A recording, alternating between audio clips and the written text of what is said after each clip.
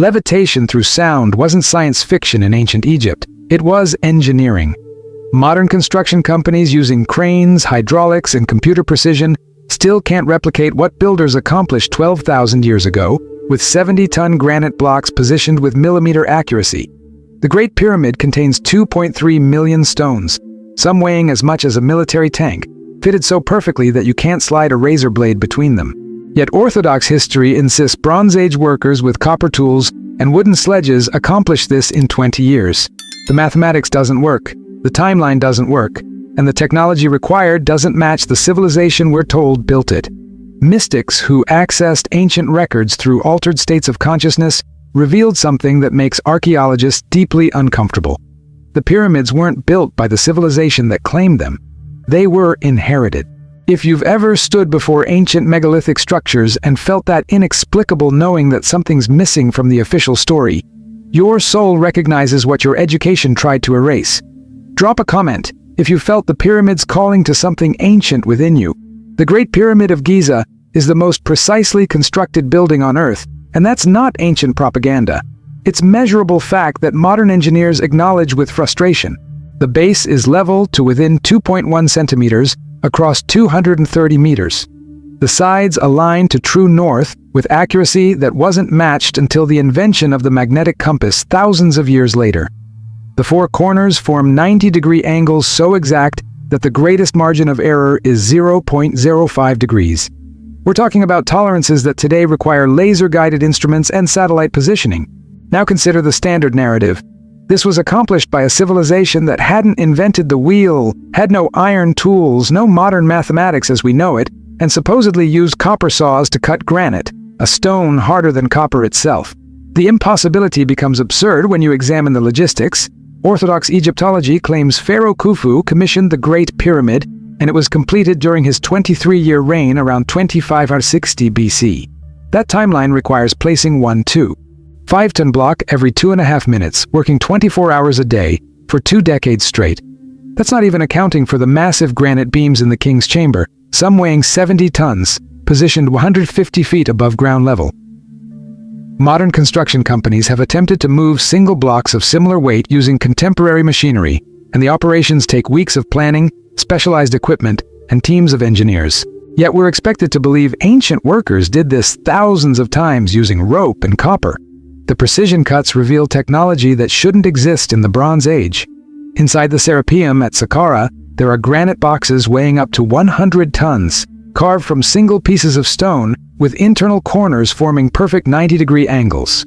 The surfaces are finished to tolerances measured in microns, levels of accuracy that today require diamond-tipped tools and computer-guided machinery. Christopher Dunn, a precision engineer who has studied these artifacts extensively, states flatly that the tool marks indicate machining technology, not hand tools. The saw marks in the granite show a feed rate that would require industrial saws with tremendous force that copper tools physically cannot generate regardless of technique. But here's where history's narrative completely collapses.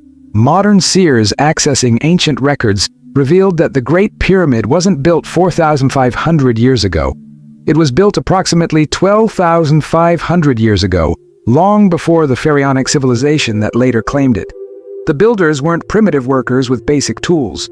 They were survivors and adepts from a technologically advanced civilization that understood principles of physics we're only now beginning to rediscover. These builders didn't use brute force. They used consciousness-directed energy, vibrational technology, and an understanding of gravity and mass that conventional physics still can't fully explain. The technology involves sound and frequency. Mystics who could perceive beyond the physical plane describe construction methods that sound like fantasy until you examine the evidence.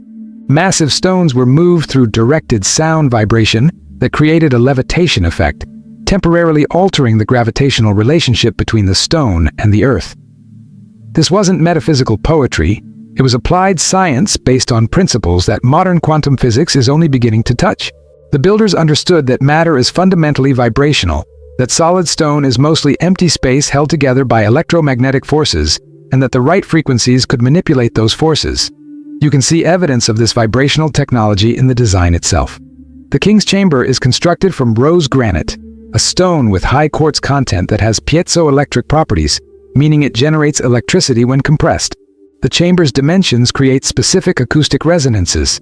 When sound is produced inside, the entire structure vibrates at frequencies that ancient mystery schools knew could alter consciousness and potentially affect physical matter. The granite coffer inside the king's chamber rings like a bell when struck, resonating at a frequency of 438 Hz, incredibly close to the modern concert pitch A. This wasn't decorative architecture. This was functional technology disguised as religious structure. The alignment of the pyramids encodes astronomical knowledge that supposedly primitive people shouldn't possess. The three pyramids of Giza mirror the belt stars of Orion with precision that accounts for the stars' positions not in 2560 BC when Khufu supposedly built them, but in 10,500 BC, the exact era mystics identified as the true construction date. The southern shaft of the king's chamber pointed directly at Orion's belt in that epoch. The northern shaft aligned with the pole star of that time, Alpha Draconis. These aren't approximate alignments. These are exact correlations that require sophisticated astronomical knowledge and mathematical calculation. Modern engineers examining the Great Pyramid admit they couldn't replicate it today, even with all our technology. Jean-Pierre Houdin, a French architect who has studied the structure for decades, acknowledges that we don't have construction methods that could achieve the internal ramp system with the precision demonstrated. The ascending passages, the grand gallery, the weight-relieving chambers above the king's chamber, every element represents engineering solutions that seem to anticipate problems before they occur, suggesting knowledge that came from experience with similar massive structures, not trial and error on a first attempt. The mainstream explanation for this impossible precision is always the same. Lots of workers, lots of time, very motivated by religious fervor. But this explanation is intellectual laziness masquerading as scholarship. It doesn't address the mathematics. It doesn't address the tool marks that indicate machining. It doesn't address the astronomical alignments to star positions from an era supposedly predating civilization. It doesn't address why, if the Egyptians of 2560 BC possessed this incredible engineering knowledge, their construction quality declined immediately afterward. Every pyramid built after Khufu's is inferior. Cruder construction, less precision, deteriorating faster. You don't lose technological capability that's sophisticated overnight unless it wasn't yours to begin with. Here's what the ancient records accessed by modern seers revealed about who actually built the pyramids. They were constructed by survivors and initiates from a civilization that existed before the last great cataclysm. A civilization that understood principles of consciousness, energy, and matter far beyond what Bronze Age Egypt could comprehend. These builders created the pyramids as repositories of knowledge, as initiation temples, and as technology still functional today for those who understand how to use it. The later Egyptian civilization inherited these structures, venerated them, attempted to imitate them with vastly inferior results, and eventually claimed them as their own creation. The Great Pyramid was never intended as a tomb. Not a single hieroglyph decorates its interior, highly unusual for any Egyptian funerary structure, where walls are typically covered with spells, prayers, and instructions for the afterlife. No mummy has ever been found inside. The sarcophagus in the king's chamber shows no evidence of ever containing a body. Its dimensions are based on volumetric ratios related to acoustic resonance, not human proportions. The entire structure functions as a geometric representation of Earth itself. The height of the pyramid multiplied by 43,200 equals the polar radius of Earth.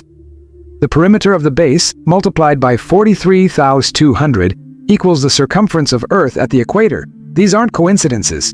This is encoded knowledge about the planet's dimensions that supposedly primitive people shouldn't possess.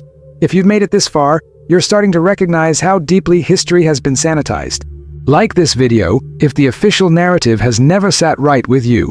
Subscribe because this channel doesn't repeat comfortable lies. And comment below with frequency if you understand that the ancients weren't primitive, they were working with technology we've forgotten. The vibrational technology wasn't limited to construction. The pyramids continue to function in ways modern science is only beginning to measure. Recent studies using cosmic ray muon detectors have discovered previously unknown voids and chambers within the Great Pyramid, suggesting the internal structure is far more complex than the simple tomb model would require. These chambers aren't random. Their placement creates specific geometric relationships that affect energy flow through the structure. The original casing stones, now mostly removed, were polished white limestone that reflected sunlight so intensely the pyramid could be seen from the mountains of Israel, 100 miles away. But these stones weren't just decorative. Their polished surface and precise placement created a smooth plane that transformed the entire structure into a massive geometric mirror. When the sun struck the casing stones at certain angles during equinoxes and solstices, the reflection created specific optical effects that ancient initiates recognized as marking sacred times for ritual and consciousness work. There's something deeply unsettling about how aggressively mainstream archaeology defends the primitive tool narrative despite evidence that contradicts it. When engineers point out that copper tools couldn't cut granite with the precision observed, the response is always theoretical speculation about techniques that have never been successfully demonstrated. When physicists note that moving 70-ton blocks up ramps would require ramps larger than the pyramid itself, the response is to propose increasingly elaborate internal ramp theories that lack any evidence. When astronomers confirm the 10,500 BC Orion correlation, the response is to dismiss it as coincidence, despite mathematical probability making that impossible. Why the resistance? Because admitting the pyramids were built using technology we don't understand, by a civilization that predates accepted history, requires rewriting everything we think we know about human development. It means acknowledging that advanced civilization has existed on Earth before, that cataclysms have destroyed previous iterations of human achievement, and that the narrative of linear progress from primitive to modern is a comforting fiction. It means accepting that ancient people knew things we've forgotten, that consciousness and matter interact in ways our materialist science hasn't grasped, and that we might not be the pinnacle of human achievement we assume ourselves to be. The mystics who could access the ancient records, those who entered deep trance states and perceived information beyond normal sensory channels, describe the pyramid builders as technologically and spiritually advanced. They possessed understanding of energy that we're only rediscovering through quantum physics. They knew that consciousness affects matter, that focused intention can direct force, that sound creates geometric patterns in physical substance. The pyramids weren't built despite limited technology. They were built using different technology based on principles that don't fit comfortably into our mechanistic worldview. Consider what this means for you personally. If advanced civilization has existed before and been destroyed, if knowledge has been lost and distorted, if the official history taught in schools is fundamentally incomplete, then what else are you accepting as truth that requires re-examination? The same institutions that insist Bronze Age workers moved 70-ton blocks with copper tools are the ones defining reality for you, explaining consciousness, determining what's possible and impossible, teaching your children what to believe about human potential. The pyramids stand as evidence that human capability once exceeded what we're told is achievable. Every time mainstream archaeology insists that primitive tools and brute labor explain these impossible structures, they're telling you to doubt your own perception, to ignore physical evidence, to accept authority over observation. Your soul knows this doesn't add up. That's why you're here, watching this, feeling that pull toward something ancient that history tried to bury. The technology wasn't lost by accident.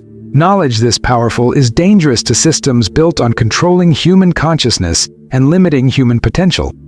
A population that understands vibrational technology, that knows consciousness can direct energy, that recognizes ancient humans achieved what we're told is impossible.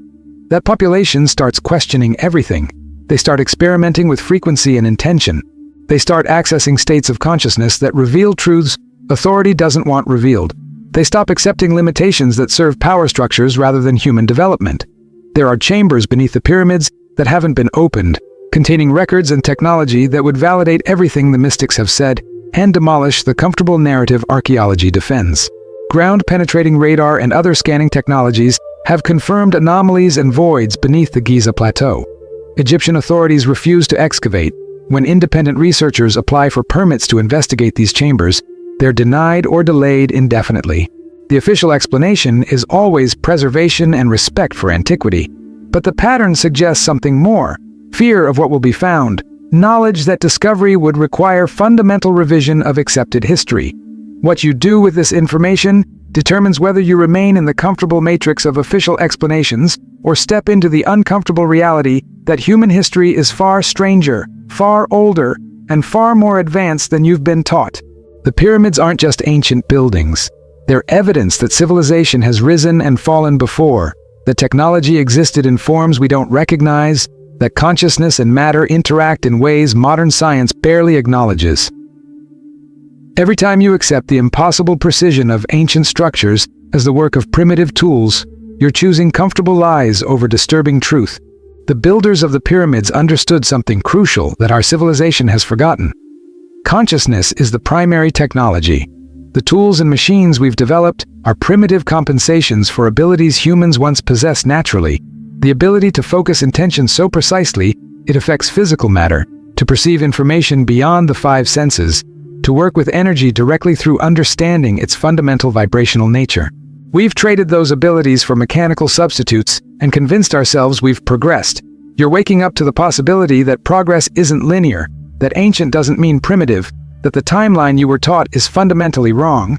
The pyramids continue broadcasting their message across millennia to those ready to receive it. You are capable of far more than the system tells you. Your ancestors achieved what you're told is impossible. The knowledge still exists, encoded in structures that survive specifically because they were built to outlast cataclysm and preserve truth for future generations who would recognize it. The question isn't whether the pyramids could be built with primitive tools. The evidence answers that they couldn't.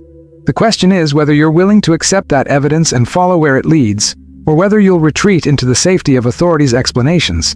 Every massive block precisely positioned, every astronomical alignment exactly calculated, every acoustic chamber deliberately designed. These are calling you to remember what humans once knew, what you're capable of knowing again.